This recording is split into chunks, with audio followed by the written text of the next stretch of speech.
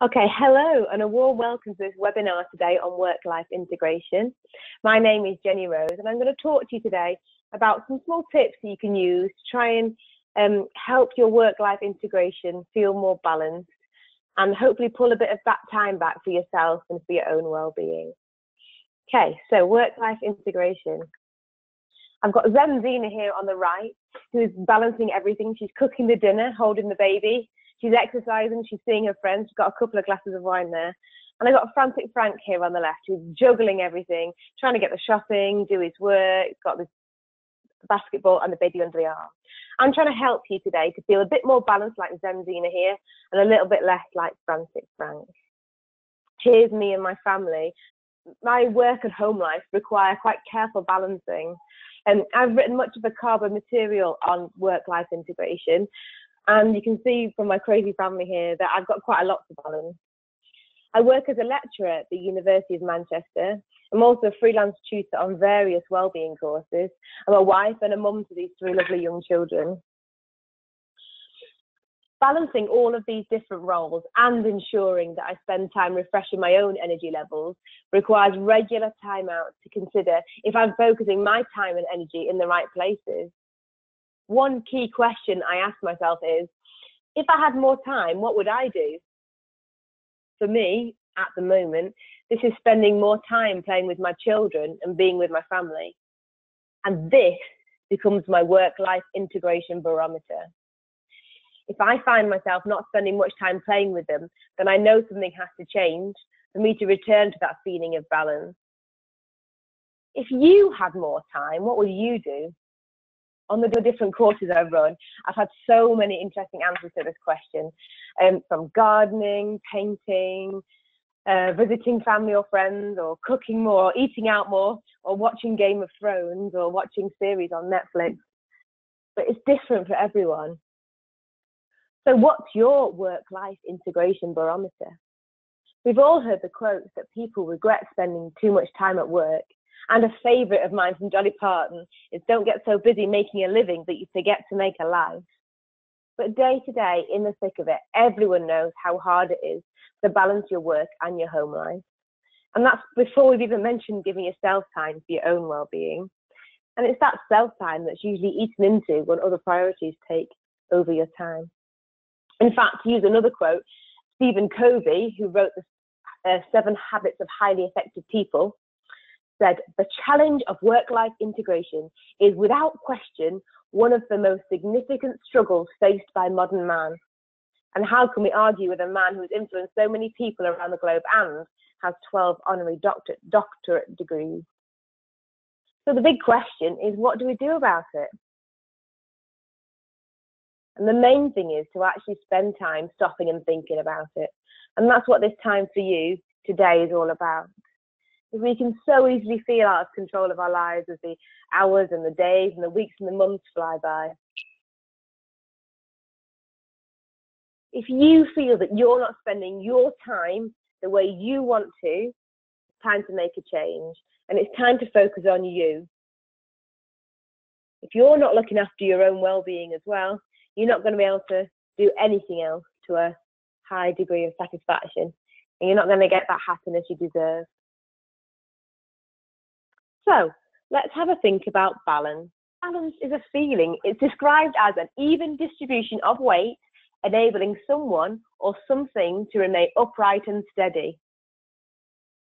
Do you feel upright and steady? Do you feel in control of what you do? Are you trying to lift up a massively heavy weight that you're never going to be able to? You're never ever going to be able to say yes to everything in your life. Have you got too many demands on you? Or are you nicely balanced like the rocks on the right? When all the plates are spinning and everything's ticking just fine, you know you've hit that feeling of balance. You know you're feeling upright and steady and in control. Have you ever felt that? That's the kind of feeling. And no, you're never going to get that all the time. And there's times when in our lives we want to focus on our careers, to expand the business, to achieve promotion, to move on. And work's bound to take up more of our time and energy at this point. But then you've got to make sure that's balanced and that's pulled back. So other times in our lives, you might have more responsibilities at home, like caring is responsibilities, or big events coming up, planning a wedding. Spent so much time wedding planning that my work did suffer, but I accepted the consequences of that. Something like moving house can take up a lot of time, and you need to change your focus onto that home life. But you have the choice of how you spend your time. You could stay late at work and gain that credit and achieve your promotion, or you can leave early and improve your home relationships. And yeah, there will be consequences of these choices, but it's up to you to take ownership of those consequences. Overall, for you, it might be better to leave that promotion for a few years whilst you concentrate on home life. Or vice versa, for you at the moment, it might be better for you to stay late and work more, achieve the promotion, and pull back on your home life at a later date.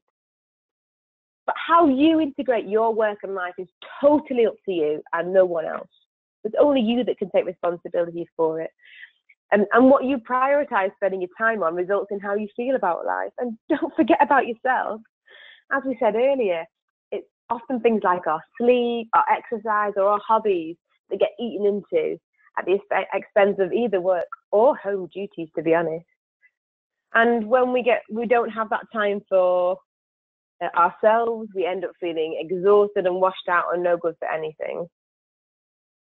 It sounds really straightforward, doesn't it? You work out your priorities and do them. It's not really as easy as that, because you've got so many other demands on you, especially in our modern world. And it takes time to reflect and work out what you want to do with your time and your energy.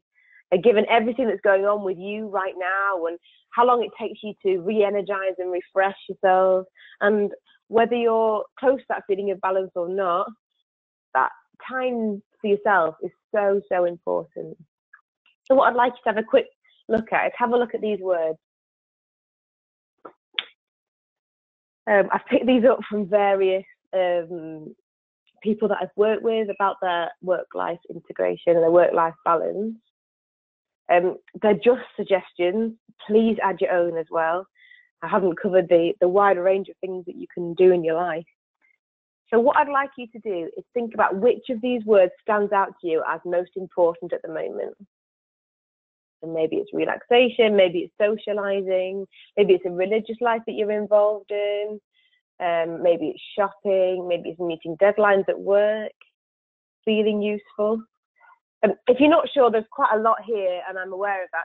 Try and remove the activities you know that are not important to you at the moment, and try and pick out about 4 or 5. And then what I'd like you to do is pause this video and spend just 5 or 10 minutes defining what they mean for you. So this is absolutely unique and something you need to do on your own. And it's going to give you the chance to reflect and refocus your life priorities. And it can be so, so powerful. It can really dramatically increase your well-being if you're more aware of your priorities and you use this knowledge, this vital knowledge, to guide you in your choices. Control. Now you've got a clear ideas of your priorities, let's focus on taking back control. Before we change anything, let's have a quick look at what reality is like at the moment. What I'd like you to do is grab a piece of paper and a pen and draw a clock like this. Try and complete the clock for a usual day. You might have different usual days. I know we don't all work 9 to 5 and go to the same place every day. We have very varied careers. So maybe you want to do it, for me as a lecturer, in term time and out of term time, or for any variations you've got. So you might want to do it on different days or different months, and feel free to complete as many clocks as you want to get a clear picture of how you think you spend your time. Okay, so do pause the video to do this and really do complete this exercise. It might just change something in your life, and you might just feel that bit more balance and that bit more towards our Zen Zena. Okay, and I hope you've got a completed reality clock in front of you now, because I'm going to ask you to draw another clock showing what ideally you would like to do in a day. You'll need to include activities you have to do, like your work, your commuting time, any housework you've got to do, anyone you need to pick up from anywhere, going to the shops if you have to do that regularly. But make sure you prioritize your own well-being. You need some time to exercise, probably, some time to connect to others, to relax, and don't forget at least 6 or 9 hours sleep a night. Don't let it encroach in on your sleep. And as you work through this, try and be realistic, but try and focus on those priorities we picked out earlier. If you're hitting your 4 or 5 priorities every day, even if it's just for half an hour or less, then that's going to help you regain that feeling of balance. Now have a think about, how do the 2 clocks compare? So you should, in front of you, have a clock showing the reality and showing your ideal day. Can you pause the video and take a moment to consider this? How can you move from that reality towards the ideal life in just a few little steps? Now, I'm not saying you can have your ideal day every day, and it would be boring if we had a perfect day every day, but at least it gives you an idea of something to aim towards. And just changing a few small things can help you feel so much better. The next stage of this, which we're not going to work through today, but you could take this further if that was beneficial to you, is you could consider what you'd like to make time to do on a weekly or monthly or yearly basis to make sure you're focusing on those priorities, you're nice and re-energized, and you can reconnect with those that you love. Okay, let's move on to procrastination. Some of us are great procrastinators, especially when it comes to reflections like this. It takes quite a lot of energy to think about what your life priorities are and what you want to do in a typical day. But the changes you make today could have huge influences in your career, in your relationships, your home life, your physical and mental well-being. So something that's very much well worth doing. Don't procrastinate about doing these tasks. Because procrastination can often eat up all our time and it stops us moving on. It's not always a bad thing. I mean, procrastination is just the time between deciding to do something and actually doing it.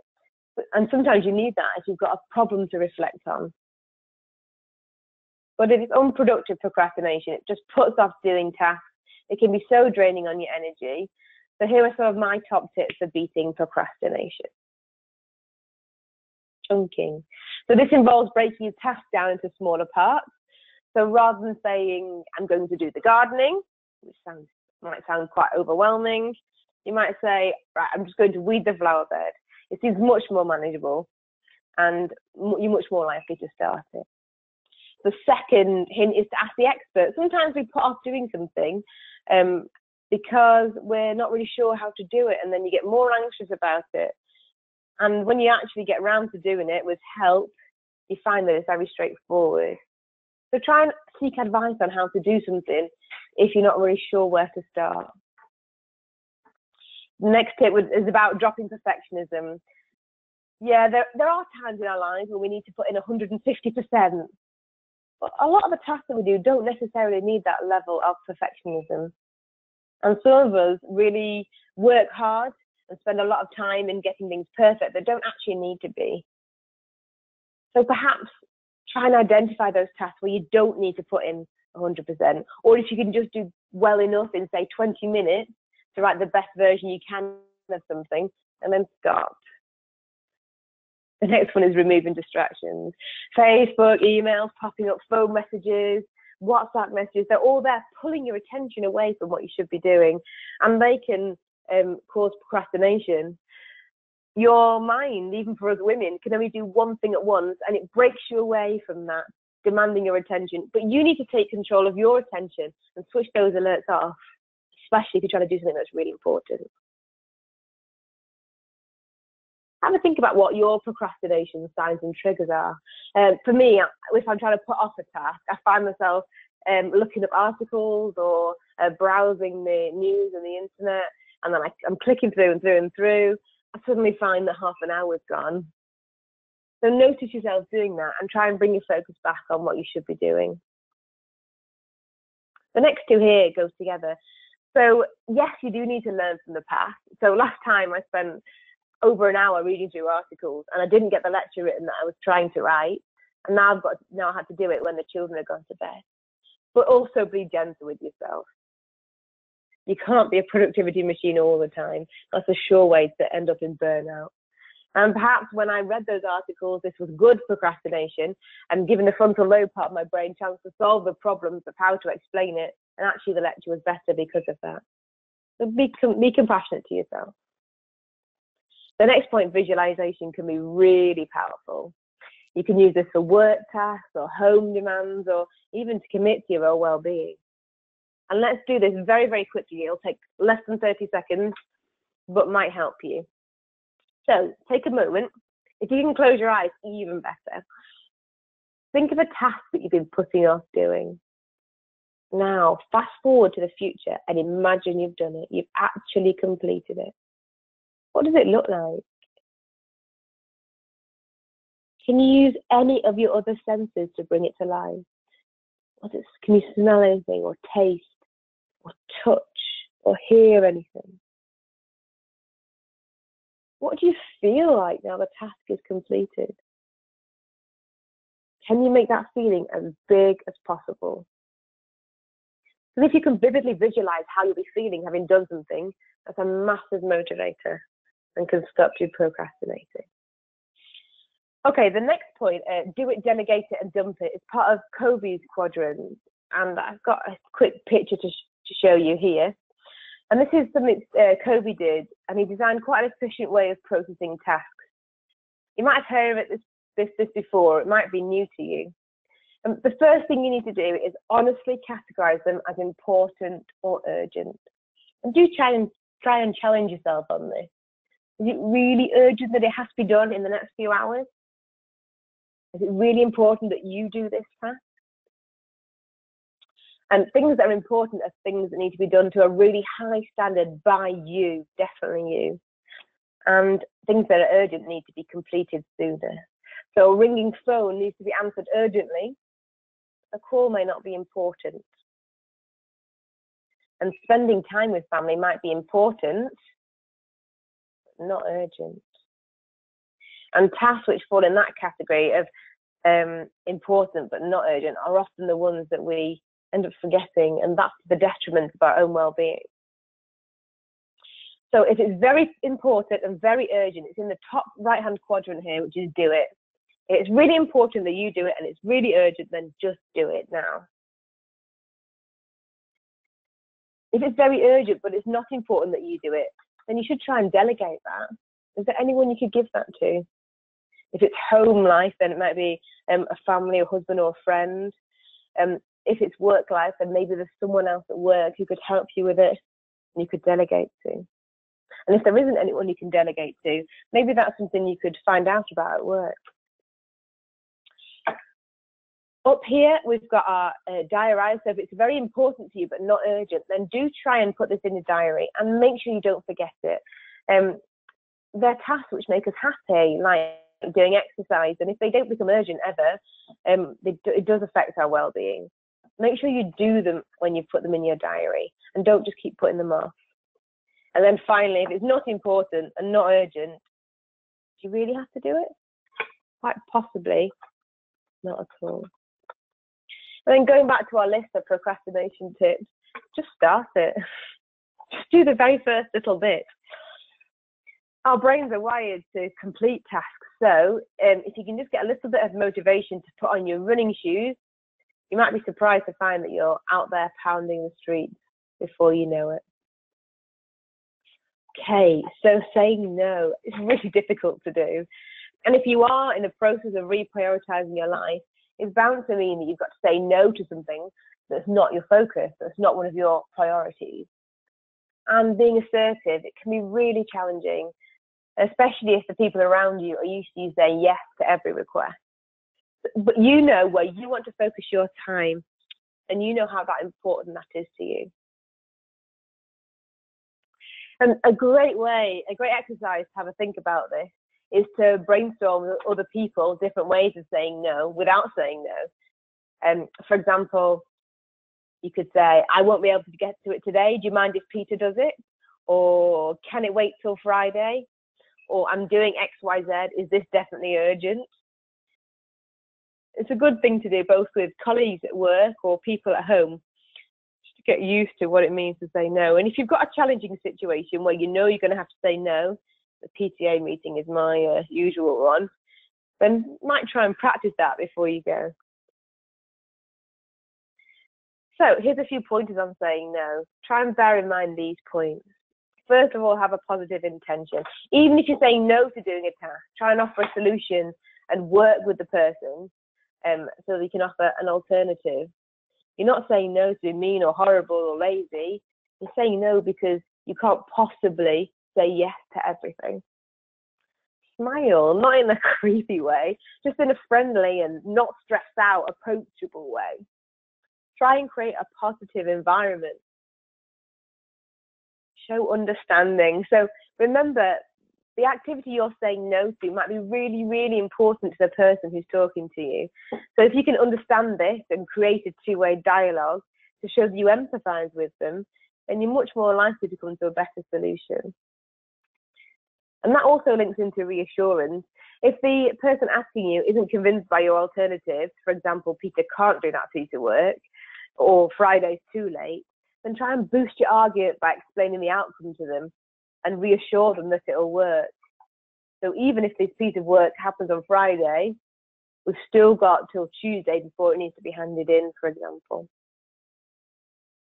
The next one is all about knowing yourself and knowing your priorities. So know your boundaries and stick to them. If you need to leave work to go to something really important, explain this and leave. Yes, there might be consequences, but if it's important to you to leave, then you need to go.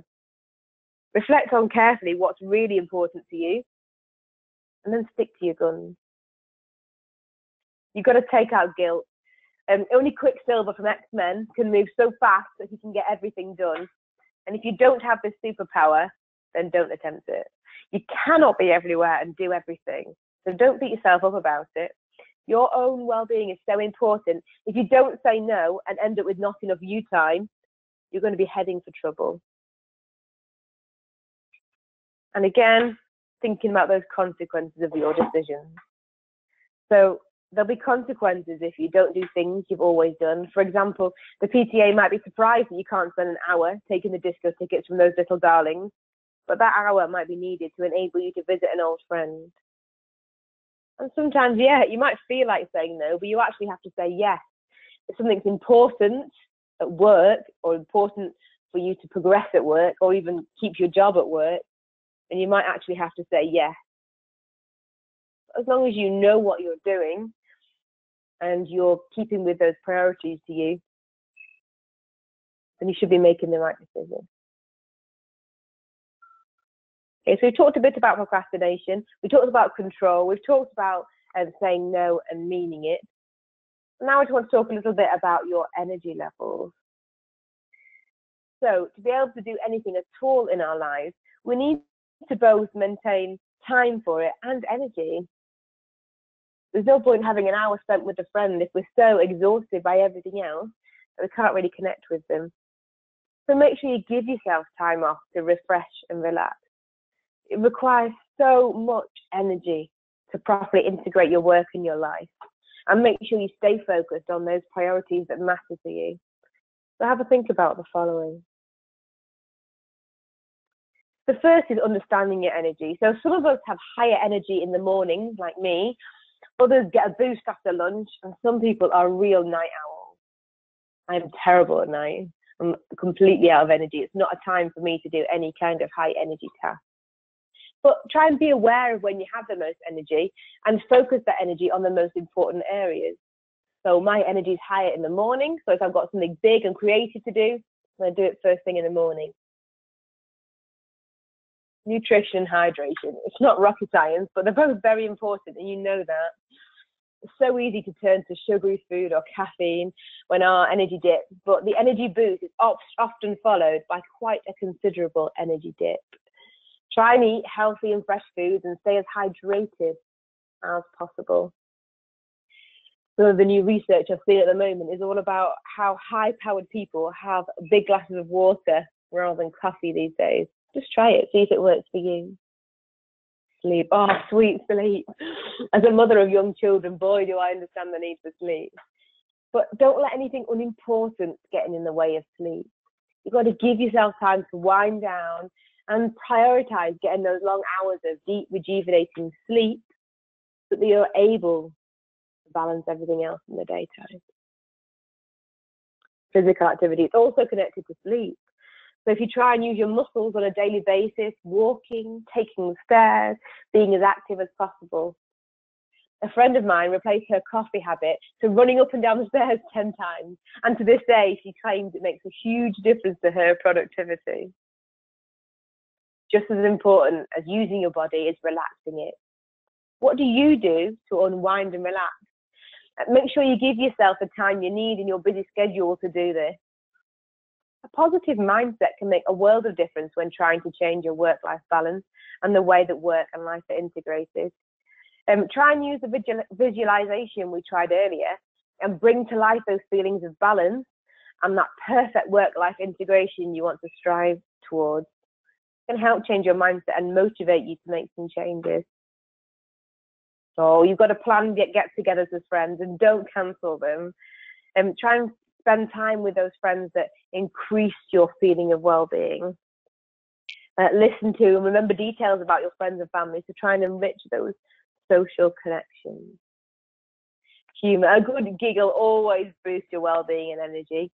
Laughter really can be the best medicine. And finally, my last nugget for today is just about pausing and taking a little bit of time to reflect. And Carver's got some really awesome resources on mindfulness. They've got meditations and videos on mindful eating or walking and listening. If you don't fancy mindfulness, then just sit still without an agenda and take some time to pause and give your busy brain a chance to rest. Here are some of those resources from Carver. So you've got online courses, and you've got career adaptability, tools, questionnaires, stories. There's so much on there to use.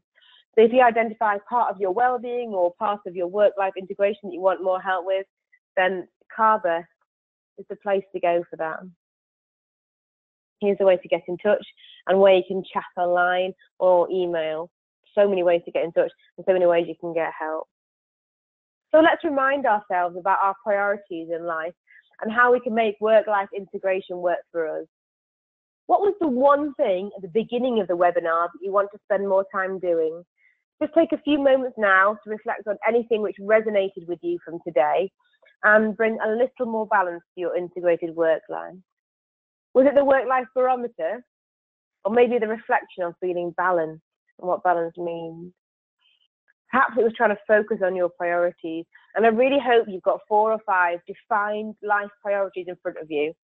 If not, give yourself that time to focus your life.